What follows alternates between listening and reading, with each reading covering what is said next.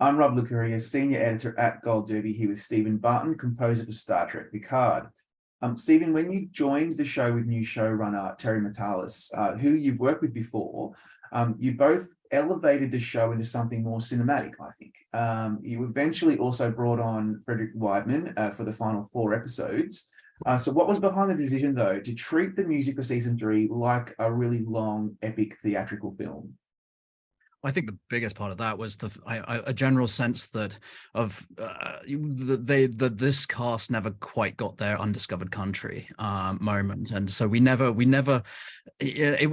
mean, the final 3 Next Gen movies were great, but it was like they never got the send off and the final shot and the final moment, and sort of neither did the ship really, because they kind of crashed it on a planet and sort of said bye to the saucer section, and that was that. So I think, everybody wanted to say, right, we may never get to play with any of this material ever again. What can you do? And a really nice moment to also take a step back from the entire franchise and say, what does this thing that's been around for half a century now? What does this mean? And looking to the movies as well, the original movies, the original series, and all of the music and the entire legacy, and saying, how can we write a love letter to the whole thing? So that was really the main motivation behind it. And love letter it was. It's so funny that you say that Undiscovered Country moment. That is my favorite Trek ever. And I felt like we needed to see that for the TNG cast, who to me are like just legends. When you occasionally infuse those iconic Goldsmith cues in this score, it just filled my heart with joy, because it gave me that nostalgia. It was very appropriate for what we were watching. And then, of course, you took it into other directions. So talk me through the way in which you included those cues in the overall musical aesthetic for season 3.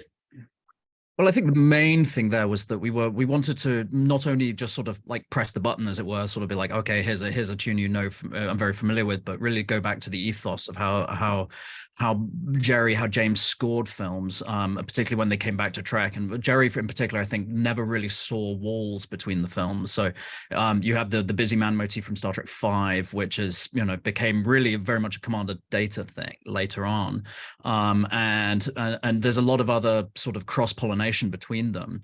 And so I think one of the things we tried to do was sort of say, okay, well, let's not just look at the tunes themselves, but the ethos of how they were scored and the approach. And you have everything from the sort of bombast of like some of the Ron Jones episodes, Best of Both Worlds, the end of season 2, I think it was, of Next Gen, to Dennis McCarthy's work, to Leonard Rosenman, to Cliff Eidelman, and saying, okay, well, let's try and infuse this with a bit of that. So there's sort of homages all the way through it, really, but it's not really even just in the moments where the themes are playing, but just from the I think the approach of how we get in and out of dialogue, how we weave between scenes, and I think the biggest thing was then also treating it very much in a way that a lot of TV can't be treated, because if you're making 10 hours of television, then the chances of you writing 9 hours of music for that is most shows would just be, they would look like you were a crazy person, and you just wouldn't have the time even if you wanted to. But we basically set out to do that at the very outset of this and said, let's not have any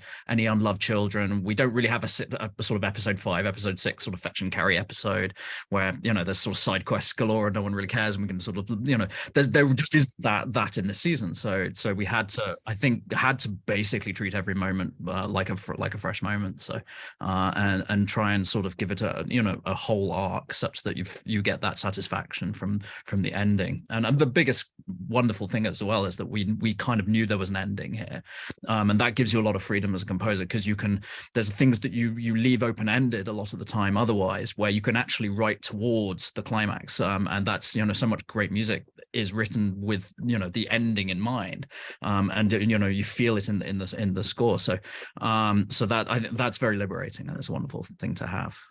Yeah, I'm still in denial that it's ending. In my mind, it's still going. And if Star Trek Legacy does become a thing, please put your hand up and return to the franchise. Okay, just putting that out there, just manifesting.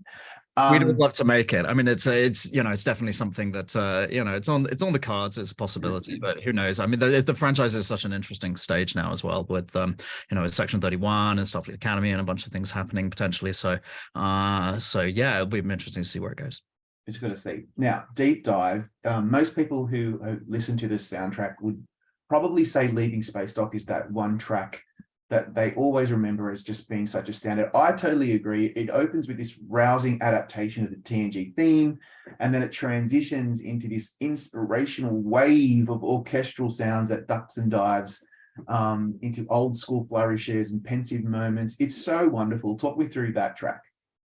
I think, well, the biggest thing in that track was we knew, obviously it parallels several scenes that have already happened in particularly in the movies, and so what we wanted to do there was actually sort of bring back a bit of the nauticality that sort of James Horner brought to the equation, and sort of has this there's echoes of sort of Walton and Henry V in a lot of Horner's work, and there's a lot of sort of elements of Prokofiev as well, and but there's this overriding sense of like this is both the sort of the Starfleet of family, but it's also a military organization. At the end of the day, it's basically a ship. It's a ship leaving port, and so you want a little bit of that sort of Horatio Hornblower thing going on. That's very much was sort of part of Wrath of Khan. It was very much part of Star Trek 3 as well, and so that I think for us was our moment there to sort of basically go back to like, where this is a ship with a captain at the end of the day, and it's like there's a hierarchical command structure here, and they're on a mission at the end of the day. So that's, I think that was what we liked from the Horner scores, that they really had that feeling to it. So bringing those orchestrational elements in and really writing this as a moment. I mean, the shot that defines that scene for me is Jeri Ryan sits back in the chair before she says engage and sort of breathes out and just takes a little moment. It's a superb performance, because you see the weight of like the honor she's just been given, like, here, you can take the ship out of port, and there's this tradition and this legacy there. And so that, I think we're playing to that. It's like, if you had to sum that cue up, it's like, I think Terry literally spotted it like this. He said, like, if you want to know what this needs to feel like musically, just look at that 3 seconds moment where she just sits back in her chair and you see the weight of what she's doing hit her. So that's really what that's about. It's so good. When you put your headphones on and you turn the album on, the first track is Beverly Crusher, and that really is my favorite, honestly. Percussive, deep string cue with pensive action melody overlaid over the top of it. It's such a perfect way to open the score. What inspired that one? Well, there we're setting up a couple of things. Well, firstly, I mean, we knew right at the outset the Beverly gets her moment right at the beginning, and this was I think the way Terry wanted to set his flag in the sand, which was like the the character you least expect to be doing what she's doing kicking ass basically. So we but one of the things we introduced there very subtly was we knew we wanted a motif that would run through the entire season for the Changeling conspiracy, and so that actually is introduced in there in the rhythmic, and it's a very sort of typical Goldsmithian thing. It's like a Q, and it's in 13/8. And it has like shifting rhythms and shifting meters going on, and so we kind of wanted to immediately set out the stall of saying, okay, this isn't some sort of straight 4/4 sort of thing you're expecting. This is you're nowhere near what you're expecting. What was going to come up. So and this sort of jarring moment of and also giving her like a moment of sort of kind of the kind of heroism that she never actually kind of got in the series. She was always the voice of reason and the voice of there. She never really got to sort of kick ass, even in the movies particularly. She was always the gentle character. So it's just great to see her get her moment. So that was very much all that was about. And final one is the Shrike. Every time we saw the Shrike, we had that really fantastic sound that was used to kind of tell us, yes, the Shrike has arrived. Amanda Plummer as like a changeling. Oh my God. And then this track is ethereal, it's alien, mysterious, and then bam, it goes into something really unusual. I couldn't actually pick what instruments were primarily responsible for that track, but it's a nice one. I really love it. So that's actually a cool callback to something, you know, we very much wanted to go back to working with Craig Huxley, who plays this thing called the Blaster Beam. And Craig is, you know, was played on the original motion picture soundtrack, played on 2, 3, I think 5. Certainly has been, he was actually in Star Trek as a kid. He was an actor. He was in an episode where he turned out to be an evil child, I think. But anyway, so he's tremendous. And it was one of those things we knew for that sound, we wanted a bit of that kind of otherworldly thing. So there's various layers of things we did with him at Warner Brothers, and you know, basically just trying to find some sort of unusual sound, and the idea really with the changelings was we wanted to evoke this kind of ancientness with them, because you want something that doesn't feel human but also doesn't feel like it's sort of devolved sort of out of human society either.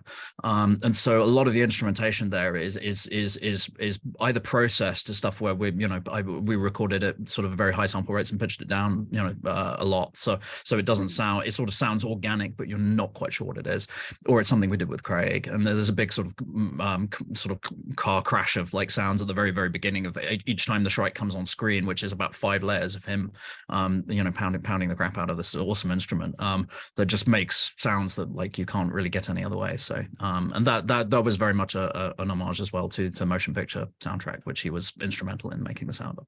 Yeah, absolutely. That sound for the Shrike, I just lived for it. It was so great. Stephen, thank you for your time. We'll bring you back for the group chat shortly. Thank you very much.